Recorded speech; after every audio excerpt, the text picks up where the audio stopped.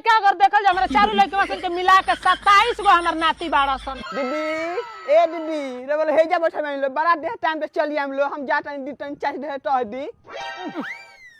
खेला चोदले बिया। बताओ हमारा घरे तारा घरे जाई 12 बजे आई अपना घरे पड़ल बता ए दीदी तनी टाइम से आ जाए लो कम खेलवाड़ी हिया।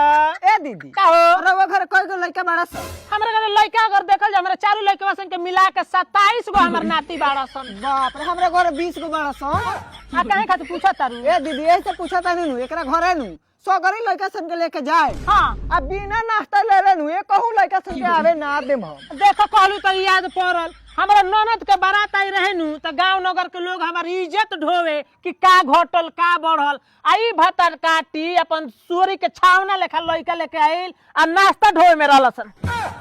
ए दीदी चली ना हमारा घर में लेट लग रहा वो घर 27 गो बड़ा सा हमरो घर 20 गो